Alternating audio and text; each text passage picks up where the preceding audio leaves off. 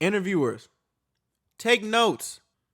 You can get great content. Just take notes. This is a masterclass of how to do an interview, bro. This is RM and Pharrell talk producing, their upcoming collab, and more. I'm gonna be honest.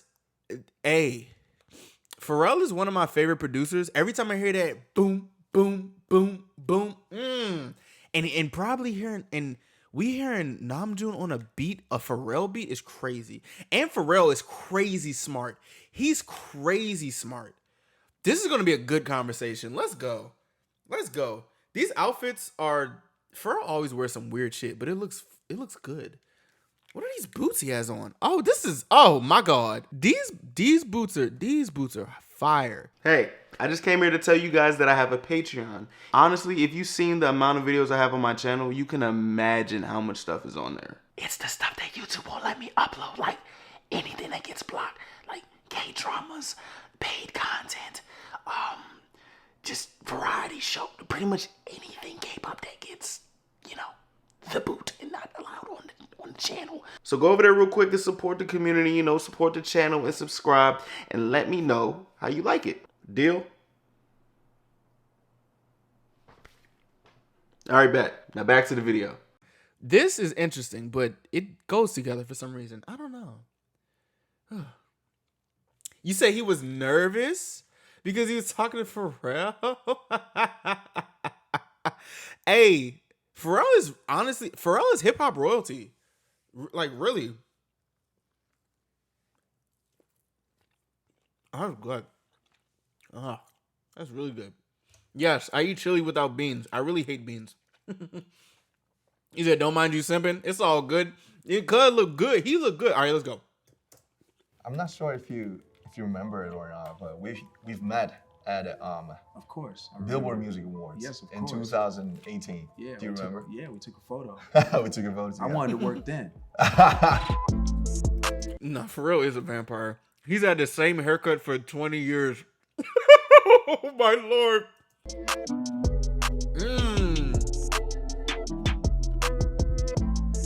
This is gonna be tough. I kind of do, but I don't know where it's from. Where is it from? Yeah, y'all ain't know Pharrell's almost 50? He old as hell. Tay wore that? When?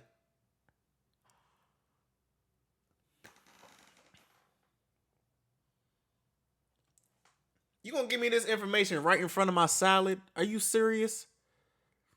Oh my God, let's go. Oh my goodness.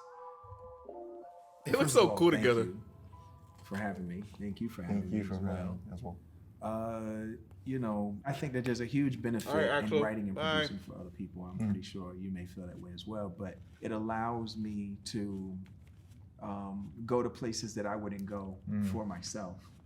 And as much as it feels like, I may know what I'm doing when I'm doing songs that I'm, featured as a solo artist, some people know, but most people don't know that all of my solo efforts have always been songs that I have written and produced for other people. In fact, when I try to write songs for myself or produce songs for myself, they always are too complex and seem much more like a puzzle than they do. He has grills in. A jam. Or fronts. He has his grills in. Those aren't his real teeth. I do those for other people. So for me, oftentimes my best stuff is the stuff that I poach back for myself. I don't know how it is for you. In 2005, I was just an elementary school kid, and I just wanted to be a rapper. As I got to know what's rap, it's basically it's rhythm and poetry. You gonna struggle a little bit? Felt attractive for this whole genre. Bro, this is lovely. RM really is kind of nervous around Pharrell. You can hear him stutter a bit. Bro, this is gold. Oh my God. I love this. Send the messages to the world. Actually, it's really embarrassing to answer about all this in front of my idol. But for me it's really it's really more comfy to, mostly for me, I write somebody's lyrics or the melodies for other artists, not as many as you, but it feels like, it gives me another avatars and characters. Yes. Yes. So when it comes to me, it's a complex, and it always comes with the pain, to confess. But it's still the most. I'm sorry. I feel very disrespectful putting my face like above his face. Let me just be a little bit smaller. You know what I'm saying? Let me just do that. There we go. Important part for me. I can relate to that. I think the pain part for me is probably the fun part, because that's like some of the most vivid paint that we can use as artists when we're like filling in what we want to be a powerful verse. It's like, okay, does it hurt enough? Or does it feel good enough? True. So I understand you there when you say, you inject the pain in your verses to make sure that's like, they're strong. I agree.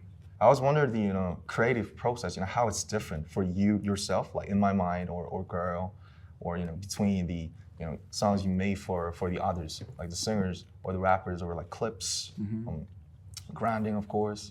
I just wonder grinding is so good. Difference, from the scratch.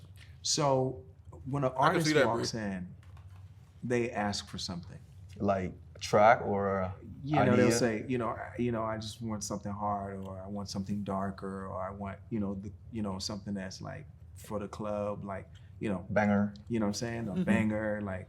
And so I'm considering what they're looking for, but I'm also thinking about like the texture of their voice, and the patterns and the melodies that they do usually. Then I think about how I can give them something very different than they've ever done before. And so when you mix all of that together, a lot of times, an artist will say, man, that's a little different for me or whatever. And then I'll go ahead and reference it and, sell it to someone else. And then like oftentimes that same person will come back to me and say, man, why didn't you play me that? And I was like, I did play you that, but they weren't hearing it in that way. Wow, that's the fun part. Yeah, that's the fun part. But then there are people who jump out the window and they go ahead and try it. Because my whole thing is just try it. We don't have to put it out. Right. But, people are so good at what they do. Sometimes they're afraid to explore different parts of their voice, different parts of their personality, and different parts of their career. So, they're a little like hesitant. But for the ones that do try it, they get to experience something new. And look, if we decide at the end of the day it's just not right for them, it's not right for them. Right. But you got to hear a different side. That's my favorite part of writing and producing for other people. Like a challenging. Yeah.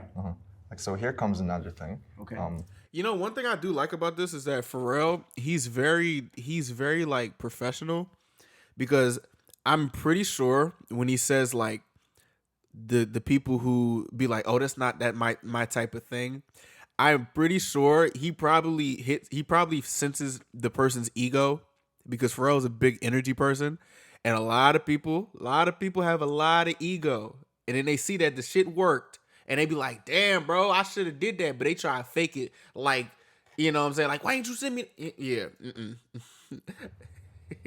I started to listen to music. I mean, like the hip hop music in 2005. I started with the Nas and Eminem, of course, the classics. Yeah.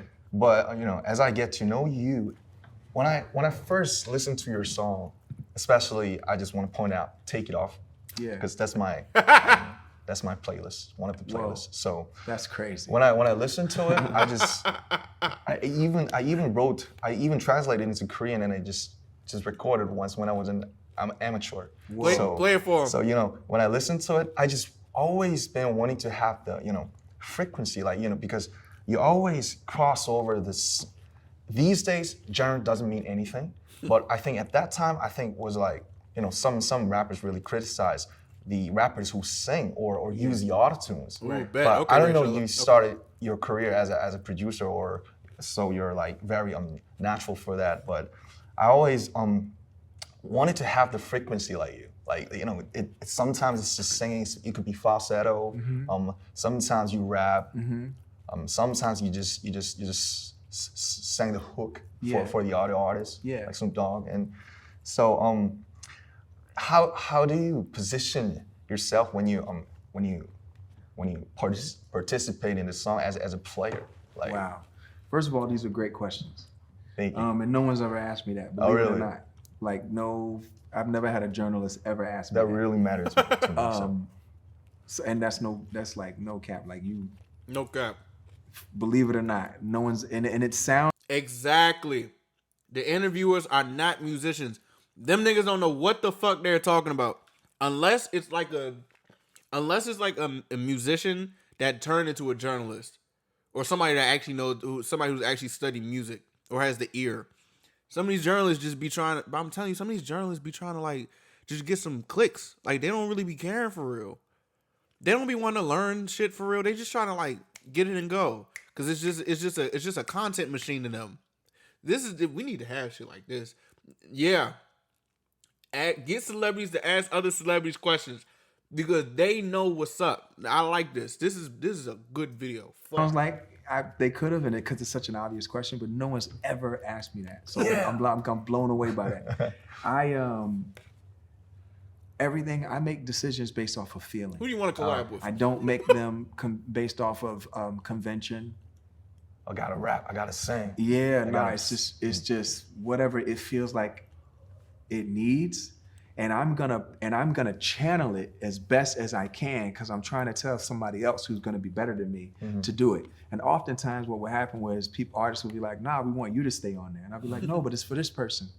But I channel what I feel like is missing, and I forget that it's gonna be me, because if I think that it's gonna be me, then it won't be as good and I won't be as confident. I'm only confident knowing that I am giving the instruction and the directives to someone else.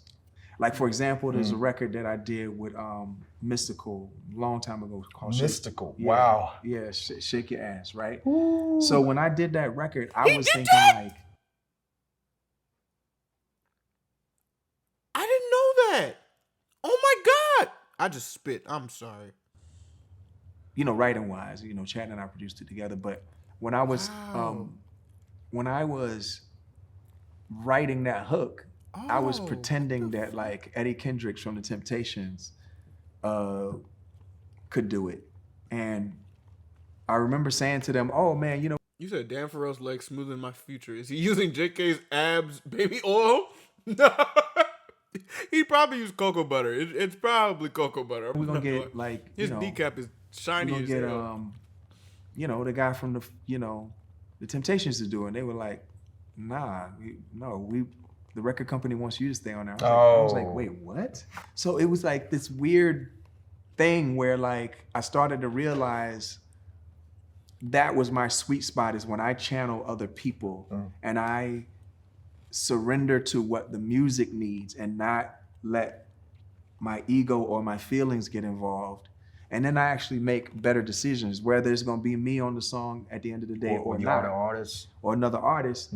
I filled in the blank and given them a different feeling. And sometimes I would be sharp, you know, when I'm singing on there, but it just felt good, and we would just leave it. So I'm not sure if you remember it or not, but we've met at of course Billboard Music Awards. Yes, of in course. 2018. Yeah, do you remember? We took a photo. We took a photo together. I wanted to work then, but I didn't want to be aggressive. So I was like, let's just take a photo. But I really wanted to. I was like, yo, let's leave. I think we took a photo backstage. Yeah, backstage in your room, actually. Yeah, and then like I was working in a studio not too far off, and I really wanted to be like, yo, fuck all of this. No, you know what? Let me correct this, because I don't want your fan base to be mad at me using this kind of language.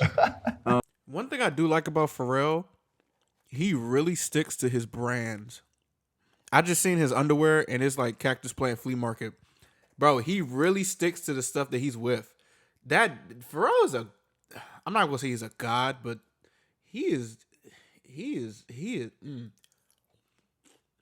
Oh yeah, we don't mind you cursing. Hold on, this Namjoon just threw a middle fingers. Hey, Arm literally threw a middle fingers like. But man, I was like, man, I wanted to be like, listen, let's leave here right now and go make some great music, because I just loved everything that you guys were doing. I love your energy, and you know, I love what it is that you represent. You know, at such a time when, you know, our Asian brothers and sisters and, you know, fellow Asian human beings that maybe don't identify necessarily binarily in a binary way. He should, you know, see Twitter armies.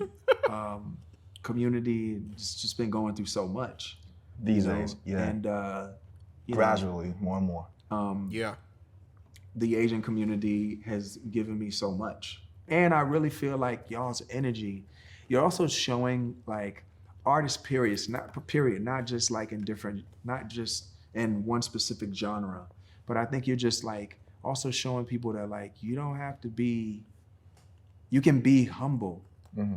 You guys, your energy is there's a lot of humility that you all vibrate. I think that's a great energy. What people don't realize is like when you have, you know, literally, you know, hundreds of millions of fans, and you encounter them, you know, 20 and 50 and 100,000 at a time. You can't notice a single face, you know. It's just a mass. Yeah, it's MAS. That's not a.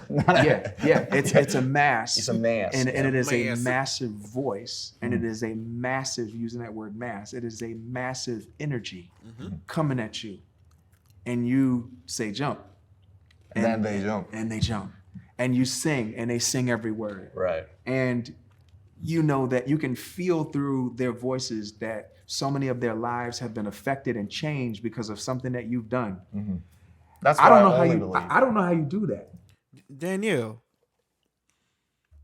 if he had BTS come to something in the water, first off, one, I'm going because I didn't go to the last one. Secondly, oh my God. Yeah. Renier, I can see him. I can see his like he's like fiddling with his hands a little bit, his feet. Yeah, yeah. Because I've had a couple songs do that, and then when I get out there and go sing it, that would make me cry because it was too much of a responsibility. Every time I get that close to that size and what I do as a musician, I always step back. Oh, why? It's like is it too heavy?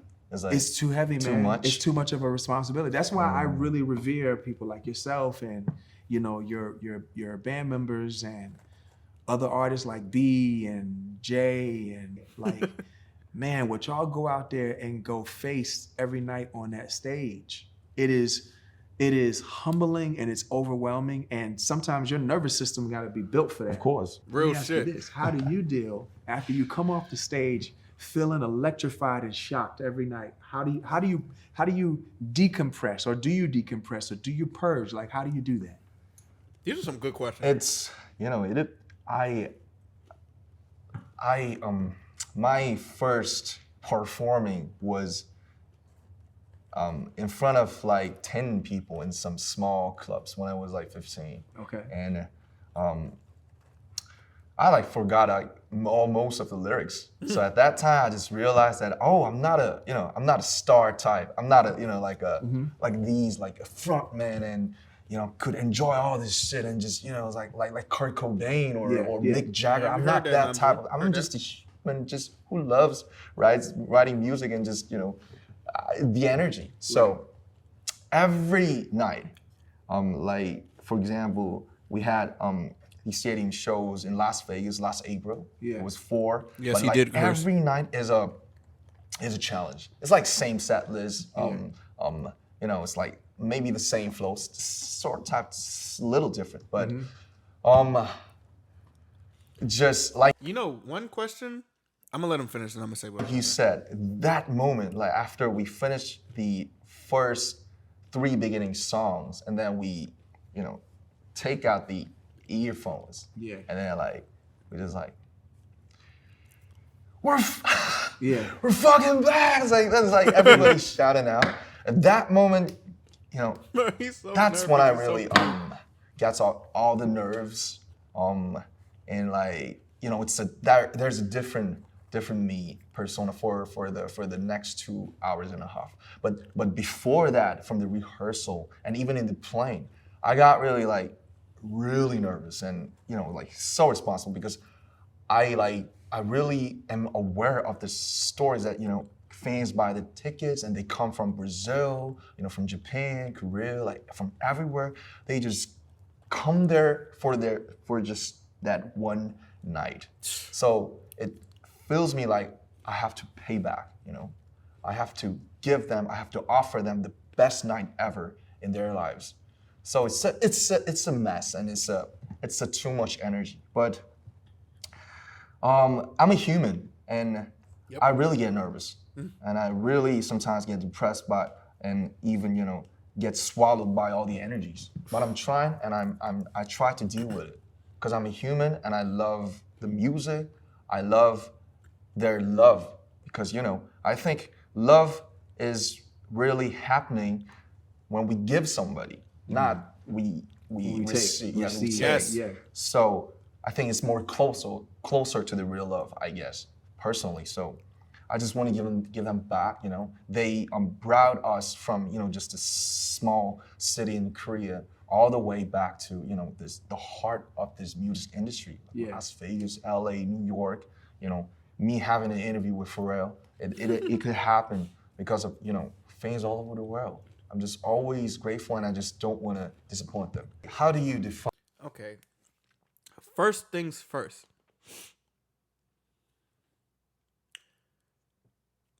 Interviewers, take notes. You can get great content. Just take notes. This is a masterclass of how to do an interview, bro. Like, oh my Lord. Like, good God, man. But what I was going to say is, like, I wonder if he's going to ask them, like, when they do, like, shows in, like, succession, if, like, do they ever get lost in the sauce? Because, like, if you have, like, a shift, y'all know, like, if y'all have, like, a shift at work and it's, like, a 4-day and then, boom, you got a break. Do y'all ever get, go on autopilot mode and then you just, like, not really blank out, but you just, like, go through the motions?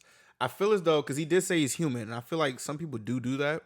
I feel like him and the rest of the members, or just like idols in general, are able to snap out of that autopilot mode and just give like the best performance, which is even more like, it's even more respectable.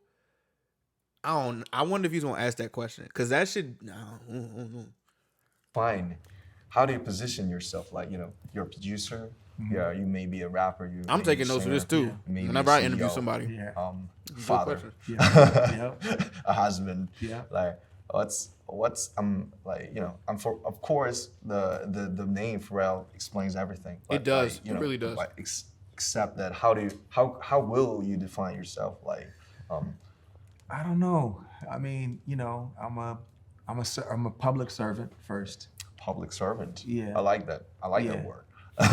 Yeah, and when you serve the public, you're doing it's what something for public. Yeah, and that's God's will. Yep, I'm a believer. Oh, you're a believer. Yeah. Yes, sir. The universe is real. For me, God is the universe. Mm-hmm. We're in the universe. This nigga Pharrell is taking my brain out of my brain. I have never in my life heard somebody actually say that out loud. That is literally my like belief system. What the fuck? What? Oh my God. Universe. And then, again, being a public servant, being, a father, a husband, and then music is like everything for me, because music's the skeleton key that's opened up every door. Still music. Yeah, it's like the center of everything, because without that, I wasn't able to do all the stuff that I'm able to do. And exactly. I definitely have my struggles with having a lack of a sense of purpose, I think. When? I definitely have my struggles with having a lack of... But I feel you, Myro. A sense of purpose, I think. When? Right around 2005, when I put out In My Mind. In My Mind. I just felt like, After man, that? Best Right project. after Go ahead. as soon as it didn't do what I wanted it to do, I mean, culturally, it made an impression, but it didn't do it egotistically. It didn't perform the way I wanted it to, chart-wise. Like, it just didn't do what I was used to at that time, and that really hit me hard. So No that made problem, me start to Renee, no think about problem. like purpose and things having real, true DNA and not just aesthetic perversion, but like real, true, like meaning. And something that could be meaningful to people, but at the same time still fun. And you know, I've always loved the girl, so that was always going to be a part of it. But As so much I as you can. understand what that is. I know what it's like to hit that. It is part, hard that too. place in your career, and for whatever reason, and you guys are doing fine. But I think, you know, from what I'm hearing and what I'm understanding, you guys hit a place where you were like, you know, what are we doing? Who are we? Are we who we said we were? Right. You know, and you know, as you think about who you are and you think about what you mean, It's an extended and version. what your intentions are, it's like shit. also kind of determining who you want to be. I mean, how's that feel? Like, where are you in that process right now? Because you're working on a solo record, right? Yes, like 90% of the work is done. Okay. I've released some mixtape as a, you know, one of the member of the band, but I think it was just like experiments. I think this time it's maybe my official first solo album Okay. that I could feel enough. Okay. I don't know it's gonna be like, I don't know if I would feel like you after My Mind. I'm or glad not, you- but I'm I think, glad you know, got to it'll that, happen Maro. after when I release it. Yeah. So I'm just 25th. dependent on the time, but Mono's experiment. it's been just like 10 years after we had our debut as a team.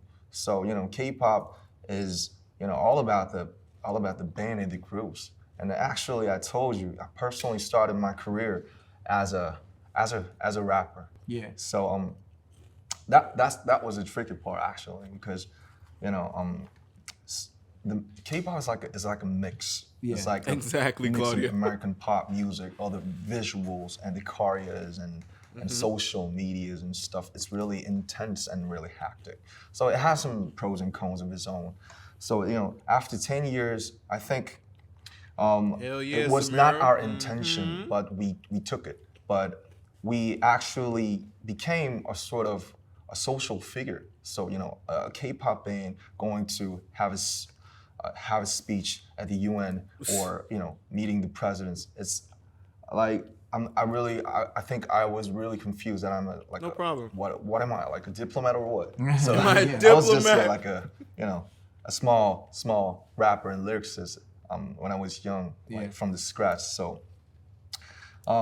so it was 10 years really intense as a team, and I actually was in charge like almost all of the interviews and you know, representing the team like in front of the other members. That was my stuff, I guess, role. Yeah. So I think I got really I don't know, like, yo, I gotta stop this for a bit. I gotta shut it down and just, you know, fall from it away and then just see what's going on. You know, making my mind really calm down. Yeah. And then I think so that's how I got to concentrate on my just solo. And these days I really have been thinking about the 15 when I first listened to you. You know, the first feeling and the vibe and the reason why I started, why I chose music to, you know, for my whole life, I guess. So yeah, when I started my music, I was like 14, and now I'm like 28. So it's like just the half. It's like, you know, it's like way shorter than you. No like, problem, Bri. So I'm in that process. So it's We're really here for tricky you. and confusing, and I just don't know what's going to happen.